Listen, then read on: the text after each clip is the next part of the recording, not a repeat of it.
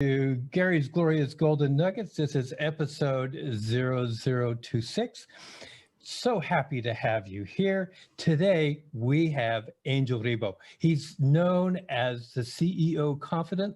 This gentleman has an international clientele. He's also an international TV host when you think about all that he does. He's on several talk shows where he's actually interviewing people. This gentleman is a philanthropist. He has a great sense of social responsibility. He's been an entrepreneur for years and years, and now we have the opportunity to hear from Angel. So let me welcome you, Angel. Thank you. Thank you very much for having me, Gary. It's a pleasure. It's an honor. And obviously, thank you, everybody who's listening to us today. Yes. Thank you, folks. We really appreciate you being here. I'm going to start right off, Angel. Totally. What do you wish you had known before you became an entrepreneur? To take action faster than I did. Oh my God. You know, I was so confused. It's a great question. I still remember, I will never remember, obviously. I will never forget, the first day as an entrepreneur, right? I mean, I was extremely blessed. I had a great jobs, and my company was kind enough even to put the severance package in place. And I had this outplacement company helping me in case I wanted to have another job. They already knew I wanted to become an entrepreneur. But hey, I mean, so much support and so many things, to be honest.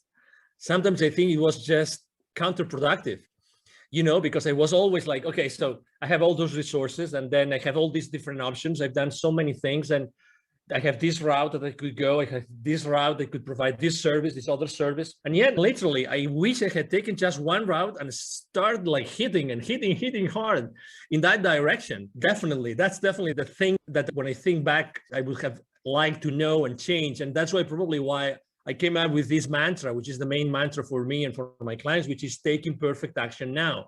Taking perfect action now. That's my main mantra.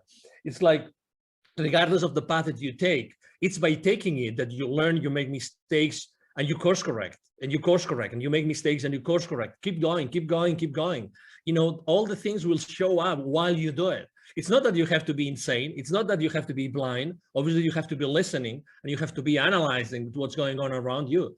But, you know, it's like, I remember having this conversation with the director for the accelerator of the Babson College in Boston, in the Boston area. Probably you know, guys, that Babson is the #1 consistently. They deliver the #1 entrepreneurial degree in the country, if not in the world, consistently. And she was telling me right now, and that was 5 years ago, right now, in order to make a startup disruptive, we only need $10,000, $15,000. 5 years ago, we needed $200,000, $300,000. That's why the faster you go to the market, the faster you will see what you have to do to provide a better service to your audience. So, oh my God, I wish I had known that in 2016. Thank you for asking, Gary. You know, I love that because I've always lived by the mantra myself that says, anything worth doing is worth doing poorly in the beginning. You know, just keep going on it. Absolutely. And you know, you and I probably believe that there's no really such thing as failure. There's success, but there's learning experiences along the way. And there's times when your goal is not met. So when you've had those moments where the outcome wasn't what you expected it to be, what was the greatest one of those in your opinion? And what did you learn from it?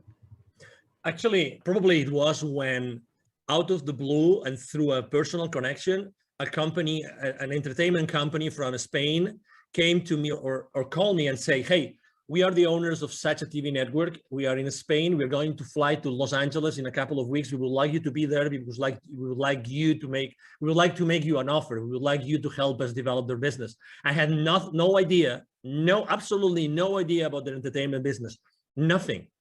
But I said, I mean, they were friends of friends and I had seen them, I think, once in Latin America, but they really didn't know much about their business. But anyway, there I go to Los Angeles, I meet with them and they say, so that's what we would like to do. But you know what? We cannot pay you as much as the other clients are going to pay you. So I said, well, okay. So, you know, all right, let's see what is in here for me. And you know, when your gut feel is telling you, Angel, there's something here, you don't know what it is, but I think that you should consider this. And really, inside of me, this voice that came to me saying, You have to do this. You don't know anything, but let's keep moving forward. And I was already there. I had nothing else to do for a week. So I said, okay, I'll surrender to the unknown. Let me put it this way, Gary. And and then they go, well, Angel, you know what? Part of your responsibility, if you take this, if you accept our offer, it's going to be that you're going to be sitting on this chair just for a test, and you start interviewing people. I said, what? Yeah, you start interviewing people, and you know, but I don't know anything about these people, nothing. But don't worry, you know, we are here in this, you know, conference, and there's thousands of people. We'll bring you only like, I don't know, maybe 30, 40, 50 in the next 5, 6 days. And we will probably not have time to tell you who they are, but it doesn't matter. You know, we'll sit them down here with you, and we know you're a smart guy. I mean, as much as I like challenges, Gary, you know, I mean, I don't know anything about what this person does, right? And I have no idea of the subject matter. I mean, I have, you know, like really in an uncomfortable place, but let's say, why not? Why not? Why not? Okay, so I started interviewing the first person ever. I will never forget the name of this guy. Very famous guy in the US. His name is Stephen Halpern. He was the first guy developing spiritual music in the country. Everybody knows this guy, right? He was kind enough to be extremely gentle with me. So, but you know what? I started like asking him questions, and I was just so concentrated, so focused on him, that I started asking one question after another. And the only thing I knew is that I didn't want to deceive the audience. So I tried just to make sure that what would the audience ask if they were me? What would they want to know? And you know, we came and going. And at the end of the conversation, Stephen, he might even remember this. This is funny. I am speaking about him today. He said, wow, you did a great interview. Thank you so much. I said, what? Oh, okay. Thank you. Thank you very much. Obviously, I would never say, you know, I never recognized to him, right? Like acknowledge that it was my first ever. And the number 5 or 6 was this celebrity from Hollywood, the Michelle Rodriguez, you know, the actress from, you know, the Fast and Furious saga of movies, and you name it. I mean, but guess what? All this, like, you know, discomfort for these many days eventually put me in a place where I said, oh my God, this is a skill that I'm developing that I didn't know that I had.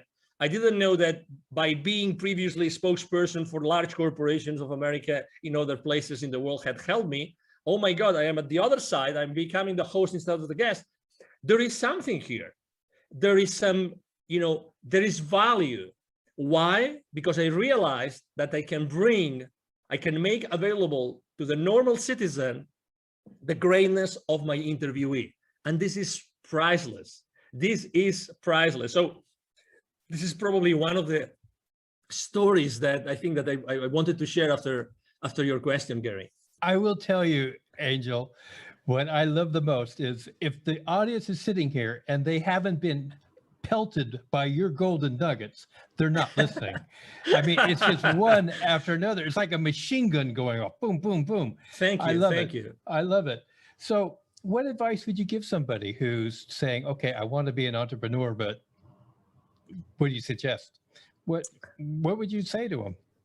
Yes, you know, I think that we live in a very important moment in history. Obviously, it's now March 2021. In the upcoming weeks or months, this will be, this interview will be published. So it's a very important moment in life, and it's not a coincidence that we are living this moment. Okay, so I would like to just make sure that you understand what this means. Okay, so the world is what it is, and we are here, all of us, to play a role, like it or not. Okay, we are playing a role in the new world that we are creating. Okay, so that's number one. Number two, I was blessed enough last year of delivering a couple of webinars to the local, business accelerator communities here in Dallas, Texas, and both were about the following subject, which is pivoting in times of crisis. Pivoting in times of crisis. And after doing those two webinars to the local entrepreneurs and startup CEOs communities, I would say one thing: we all have this incredible talent. We all have this unstoppable divine force inside of us, that allow us to provide a unique service to the rest of the world, okay? Nobody has had the same life that you, listener, has had. Nobody. So you are unique. So even if you think, oh, there's going to be so many other coaches, so many other, consultants, so many other people making the same product, not a chance. That's not true. Nobody is able to provide the value, the wisdom, the teachings that you bring to the world just because you have had your own life and you have had your own experiences. That means by default, by definition, that means that there's going to be in the world an audience that is just waiting for you to show up and to give that value to them. So when I was telling these guys, going back to the story of the webinars here about pivoting in times of crisis, there's four things that I would like to tell you. Number one, you already know that you have passions, that there's something that you are enthusiastic about. Number two, there's always friends of you or relatives or colleagues that tell you you are an expert on something. You always come to you for something. Number three, the market is always going to need what you are willing to share with them, as I said before. And number four, and that's the only question maybe you have to ask, is the market willing to pay for it? Yes or no? If the answer is yes, and 95% of the occasions, yes, the answer is yes, then you have a business. So again, don't be fearful. I know you are on the fence, and I just answered a question saying, what was the main mistake I made is being on the fence for too long, right? So I know you are on the fence, but at the same time, know that there's people out there waiting for your message, and they will never go, and they will never move hiring someone or paying for someone's services unless you show up and they resonate with you. They're waiting for you there. That's why I think, sometimes people, I remember when I was training salespeople, I've trained literally hundreds of salespeople, and I remember training them. And in the first training session, most of the people would tell me, hey, sir, hey, Angel, but what happens if I run out of leads? If I run out of leads, how am I going to make my quota? I would always tell them the same thing, always, to all of them. Okay, so whenever you run out of leads, please come to me, and I will give you another list of 1,000 additional leads that you can call onto. What I'm trying to say is that we have those limiting beliefs that we think that we are limited, we are in a box, and we are competing against the rest of the world, when everybody knows already that the wealth is in the follow-up, that nobody follows up. So there's always wealth for everybody. There's always, services that you can provide and people that will pay for you. It's collaboration that we have not been taught. That's why we are being taught all the time about competition, but the reality is that there's wealth for everybody. And if we learn to collaborate as opposed to compete, you will feel much more comfortable, and we will all make a nice living. All of us, no exception. I fully agree. And I thank you so much. Again, I hope you guys got another dump truck to fill up, because this guy is just going to give you golden nugget after golden nugget. So let's just talk about resources. Now, resources can be people, books, relations, etc. Can you just name three that have really influenced you in your entrepreneurial pursuits? Yes, I would say number one, when I was in corporate America and I was in charge of, let's say, business development for many different areas in the world, I was very lucky because regardless of my own sales team, I was always working in what is called like indirect sales models. Indirect sales models means that the companies I was working with, we were going to the market and selling through resellers, through partners, and this kind of, intermediaries, let's put it this way. That was a great blessing. Why? Because I became the most trusted advisor of all those companies. Guess what? The leaders of those companies and the different employees, they were pure entrepreneurs.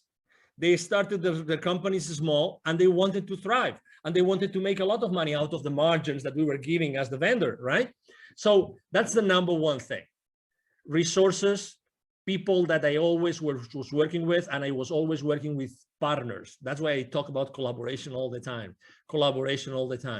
So number one, resource, partnerships, collaborators, resellers, distributors, you name it. Look for something, someone, companies, people that can go to the market, help you go to the market. That's number one.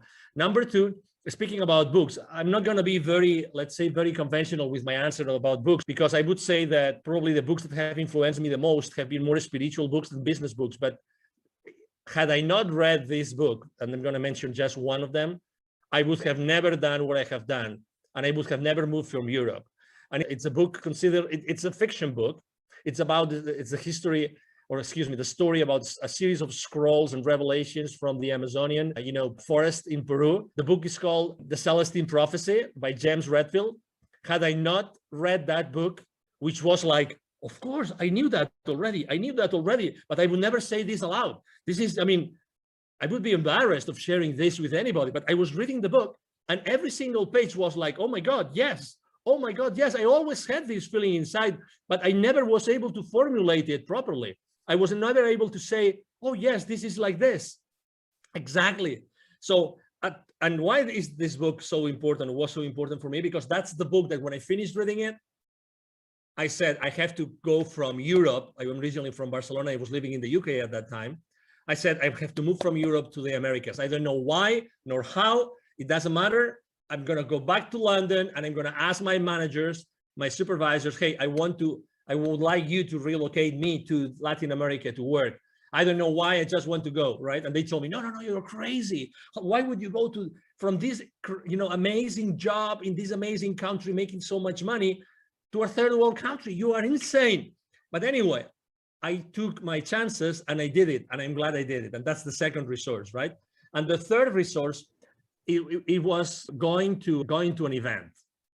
And I go to a lot of events, but this event really changed me. And although I burned my feet and that event, and now I'm giving you a clue that what event I went, and and nobody burns their feet, only the ones who are not engaged. And I was one of them. Okay, I don't mind saying it and sharing it with the world. I went to a Tony Robbins event and I burned my BLOODY feet. Okay.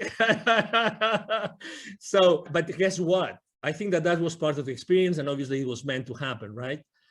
I remember there was so many, you're talking about nuggets. Tony Robbins, obviously, he's, as you know, he's been the coach for the most influential people in the planet. Okay. So what he knows, probably only a handful of people know in the planet. Okay.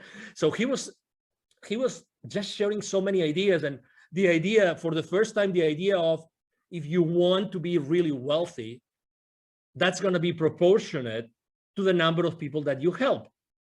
And I had never, it seems obvious, right? It seems evident, right? But I had never thought about this in that way, that it's all proportional. So start thinking about how can you do something, provide a service or a product that you are going to be able to scale afterwards, right? Because it's going to be the amount of people that you serve, what's going to define the rest of your, let's say, wealth life. Those three resources, collaboration with partners, this specific book, and going to this specific event, those were three amazing resources that they made Angel Ribo the CEO of Confidant that I am today. Well, I'm glad that you hit those resources. And I must admit that in my life, two of those have been experiences for myself without the burnt feet. but let's just move on here. There's a lot of myths about being an entrepreneur. And because they're myths, I'm going to give you an opportunity to just pick one and just bust it right now for our listening audience. Any myth? Probably the first myth that I like to speak about a lot is the imposter syndrome. The imposter syndrome. We all as entrepreneurs at some point, generally in the beginning of our journey, we think that we're not worth it, that nobody's going to hire us, and that whatever we say that we did before, it's just BS, with all due respect to everybody, okay? Because we think that it wasn't enough. We think that nobody's going to hire us because before we had all this powerful machinery, of this large corporation or company, supporting us. And then we think that as soon as we start saying what we did before and try to capitalize and try to show it to the world, it's fake, because it's fake because it was in another setup and it was another system and we were working with another set of goals, but it's not true. It's not true. Again, we are, as I said before, we have treasured inside of us a series of experiences, knowledge, wisdom, which is not comparable with anybody else. And that goes the other way around too. So it means that, we really don't have, and you are not competing with anybody else. So when we have this syndrome that, we think that what we are saying, even though, deep inside of us, we know it's true, we still have this feeling, and we say it like with our, mouth, like semi-shut, you know what I mean? When I read the other day a great quote, I used it for my motivational quotes on social media. I write books to know what I know. I write books to know what I know. And I can tell you, one of the reasons why I accept so many invites from podcasters is because for me to be on a podcast and to be interviewed is such a blessing, because I really get to know what I know. I have to tell you, and I can tell you a very interesting story. The other day, I was interviewed by a young guy from Bangladesh. I was his second guest, okay? And he was intimidated, so intimidated that he made it late to the show, and he was the host, right? When you realize that he was late, not because of any other reason, but when you start talking with him, you realize that there's something there. And I spent literally like the first 5-10 minutes just praising him, just telling him how brave he was, how courageous he was, that I had been in his website and everything. And he was suddenly, I saw him growing. I saw him like becoming the phoenix bird. You know what I mean?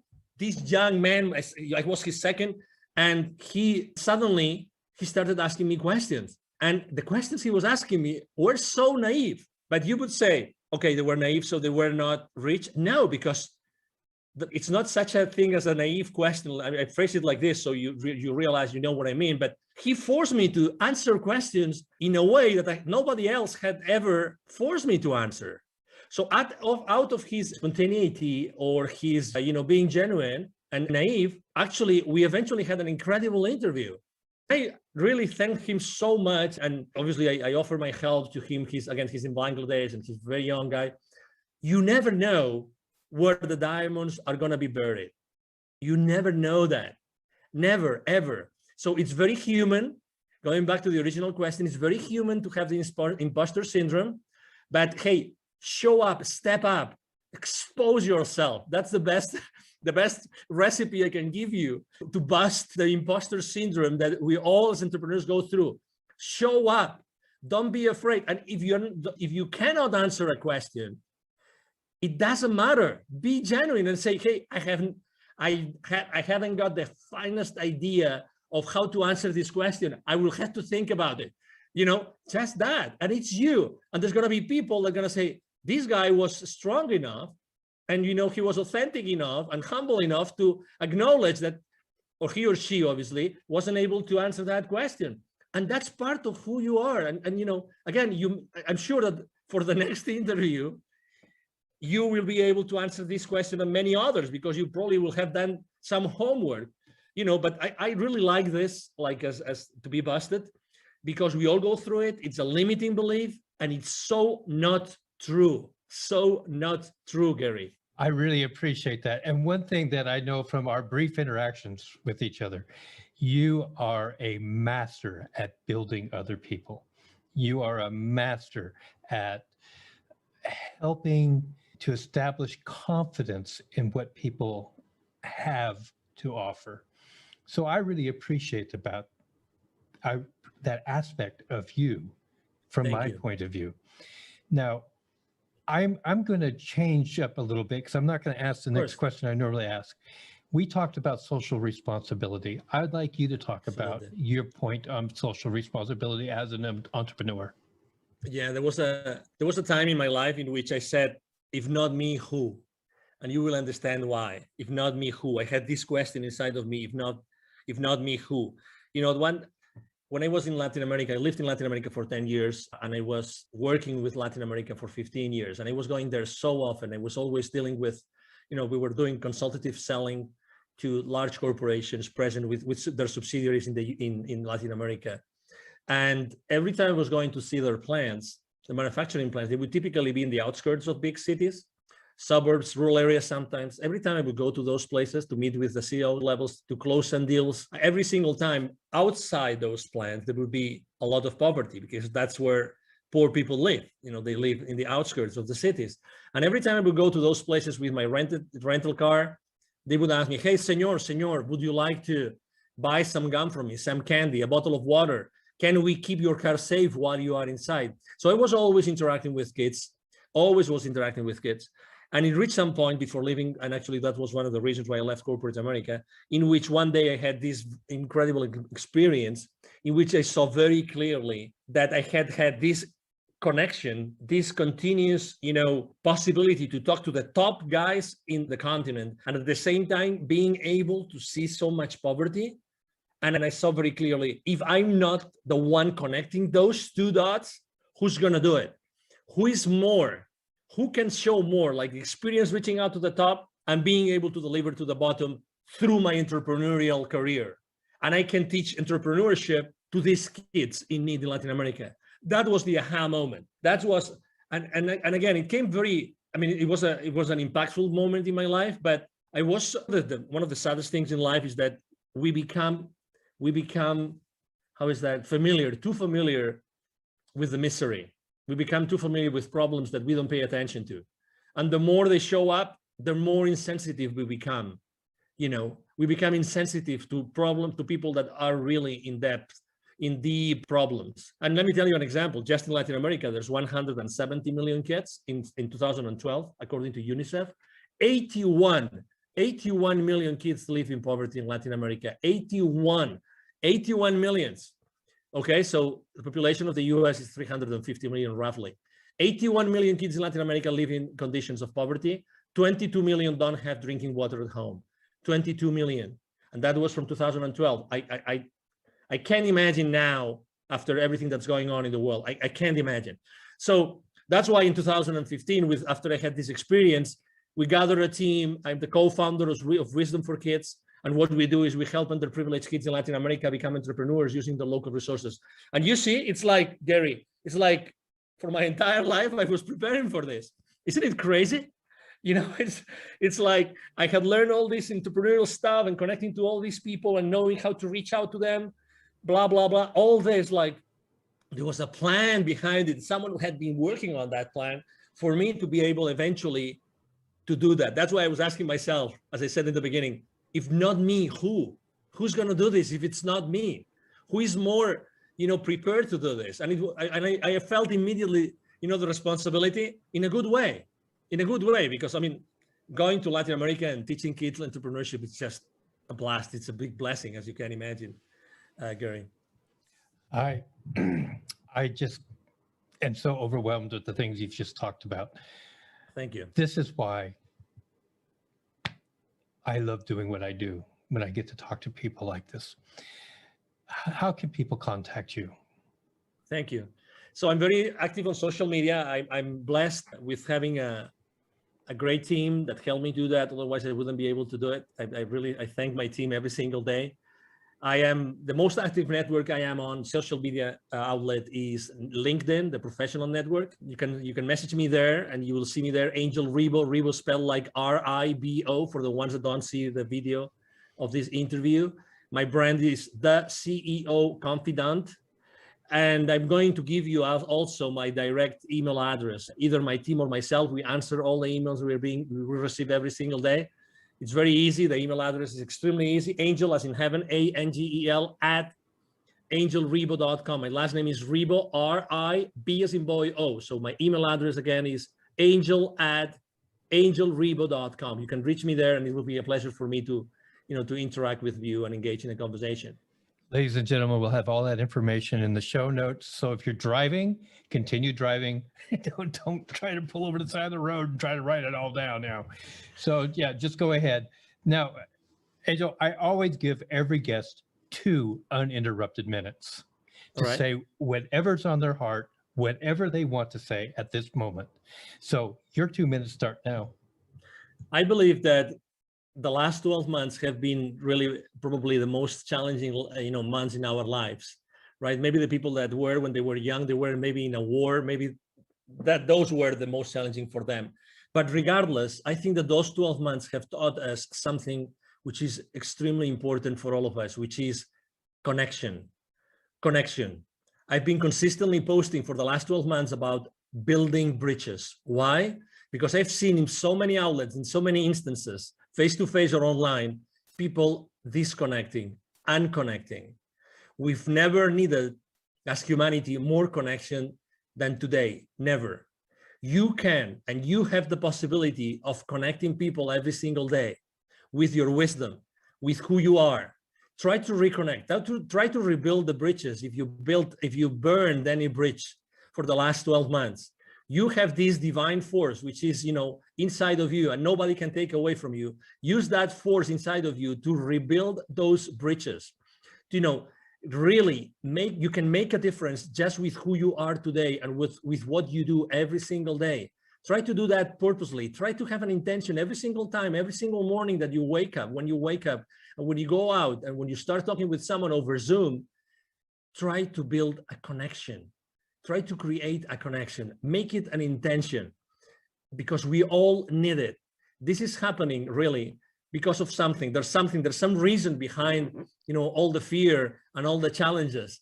And the reason why this is happening is that because we have to become more aware of what we really can do as humans. I see this every single day. Thank you, Gary, very much for allowing me to be here. You are right. When I work with someone, I really make sure that they understand their own potential. That's my main goal with everybody I work with. To make them understand their absolutely incredible potential. And, it's been a pleasure to be here with you today. And thank you for allowing me to maybe share some nuggets with you. And obviously, I feel so honored to be here, and anything I can do for you and for your audience, it will be a pleasure to do it, Gary. Thank you so much. Angel, God, I love you, man. You're great. Thank you. Likewise. Ladies and gentlemen, that is going to conclude this episode of Gary's Glorious Golden Nuggets. If you've enjoyed the show and you haven't subscribed yet, please do subscribe. If you would like to share this with somebody, please do. Help our audience to grow. Angel, you are a gold mine. Thank you so much. Thank you so much for your time. Absolutely. God bless.